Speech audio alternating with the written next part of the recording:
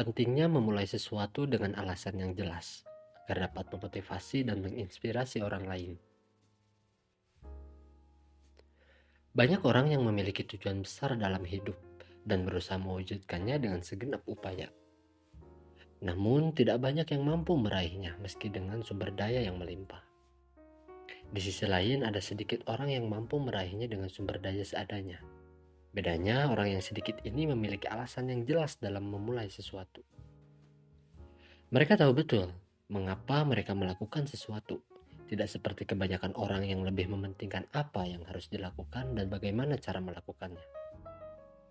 Dalam rangkuman buku kali ini, kita akan mempelajari pentingnya memulai sesuatu dengan alasan yang jelas untuk membuat perbedaan dan meraih kesuksesan yang berkelanjutan. Hal-hal menarik yang akan kita pelajari antara lain, kenapa asumsi dan manipulasi tidak efektif untuk menginspirasi orang lain. Mengapa memulai dengan mengapa itu penting? Bagaimana cara melahirkan kepercayaan? Bagaimana cara menyelaraskan mengapa, bagaimana, dan apa? Dan kenapa mewariskan mengapa itu penting?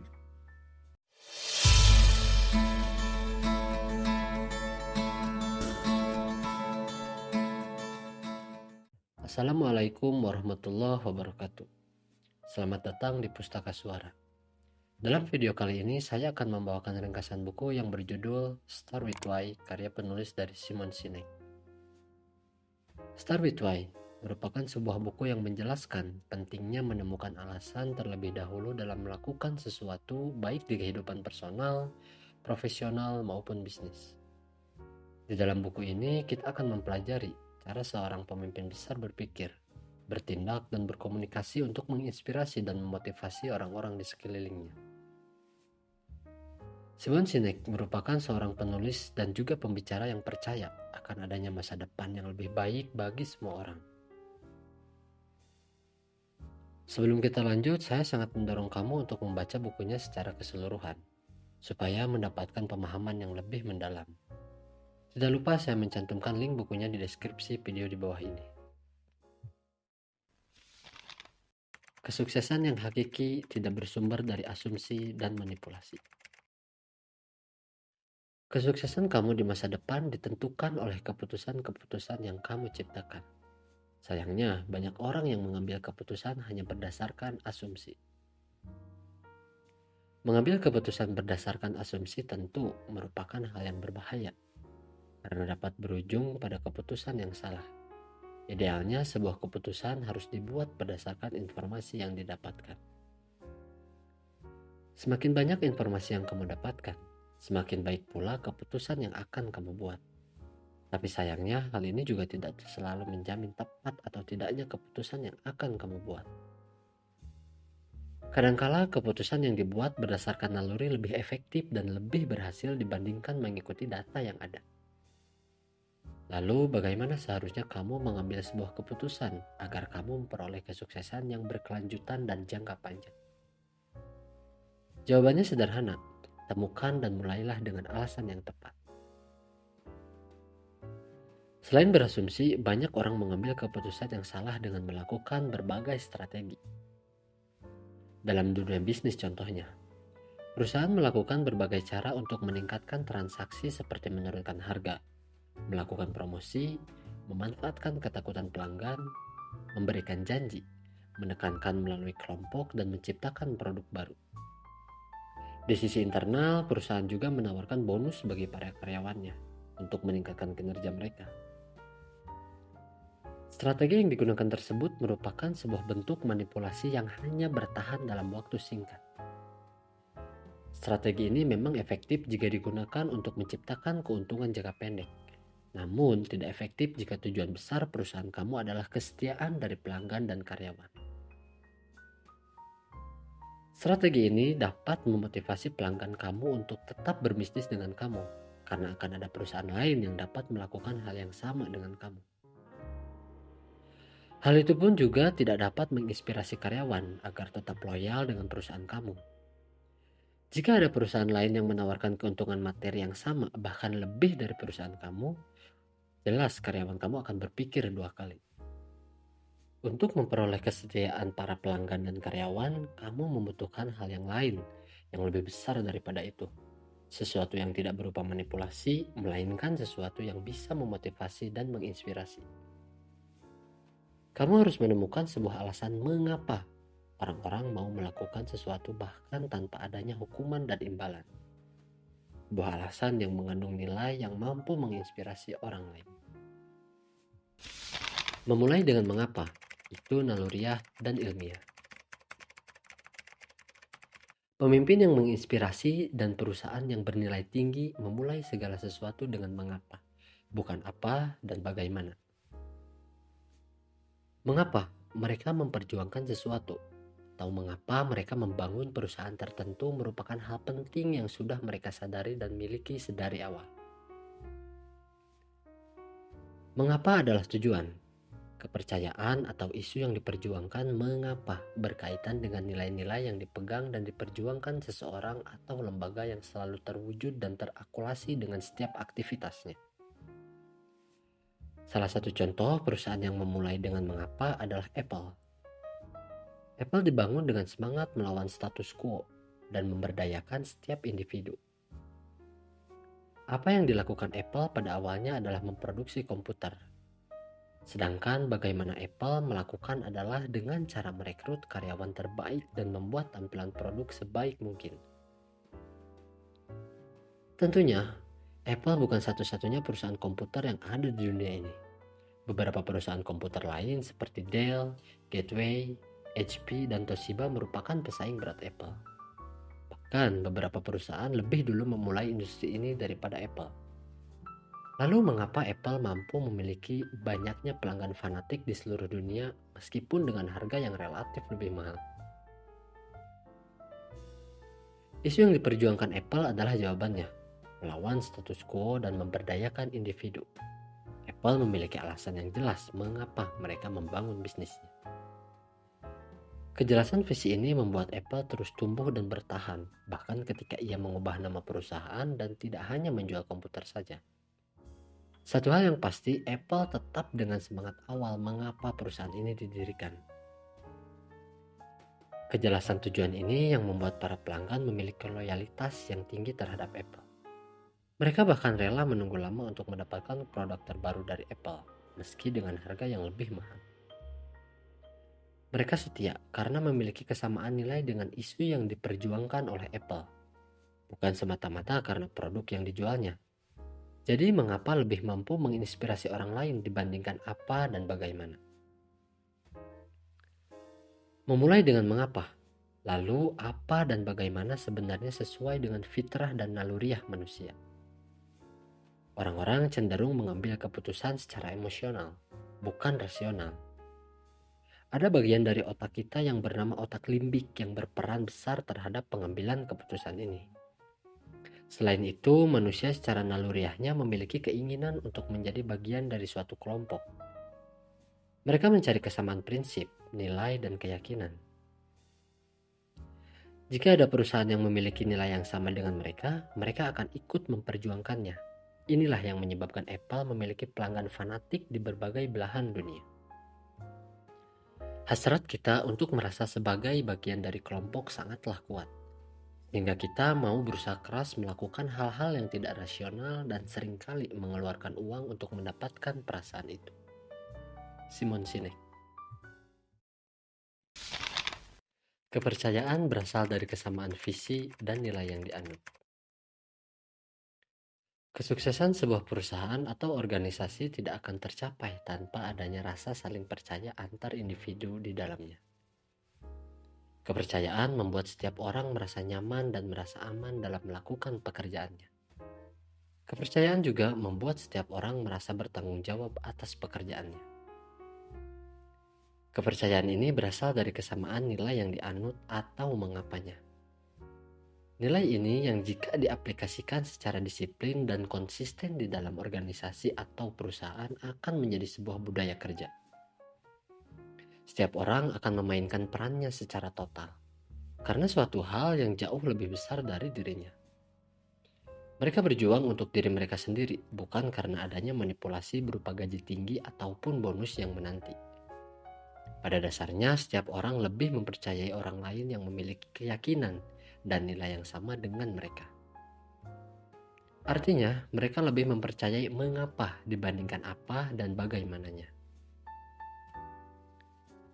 Untuk meraih kesuksesan, kamu perlu menemukan orang-orang seperti ini untuk menumbuhkan rasa percaya yang merupakan modal penting dalam perjuangan. Kepercayaan ini juga merupakan daya ungkit atau tipping point yang efektif bagi sebuah bisnis. Dalam memasarkan sebuah produk baru, calon pelanggan cenderung melihat siapa yang sudah memakai atau siapa yang merekomendasikannya. Jika sebuah produk sudah dipakai atau direkomendasikan oleh orang yang mereka percayai, mereka akan ikut pula menggunakan produk tersebut. Dalam hukum penyebaran inovasi, populasi dapat dibagi menjadi beberapa segmen, yaitu inovator 2,5%, pelopor 13,5%, mayoritas dini 34%, mayoritas lambat 34%, dan kaum kolot 16%. Kaum inovator dan pelopor adalah orang yang sangat terbuka dan agresif terhadap teknologi terbaru dan menjadi pengguna pertama dari teknologi baru tersebut. Sedangkan kelompok lainnya merupakan calon pelanggan pragmatis yang lebih mementingkan harga. Mereka tidak mudah percaya terhadap produk-produk baru, namun jumlah mereka sangat banyak dan mereka adalah calon pembeli potensial kamu. Bagaimana strategi kamu agar produk kamu dapat terjual dalam jumlah yang banyak dengan biaya pemasaran yang sedikit? Caranya adalah dengan menyasar segmen pelopor terlebih dahulu. Pelopor adalah kelompok yang memiliki nilai dan keyakinan tertentu dalam membeli produk. Mereka melihat mengapa. Karena mengetahui mengapa, mereka akan dengan sukarela menceritakan dan membagikan cerita tentang produk kamu kepada orang lain. Rekomendasi dari pelopor inilah yang nanti yang akan kamu yakinkan kepada segmen mayoritas dini, mayoritas lambat, dan kaum kolot untuk ikut mencoba produk kamu. Strategi ini biasanya diterapkan kepada perusahaan dengan cara menggait para influencer untuk mempromosikan produk mereka.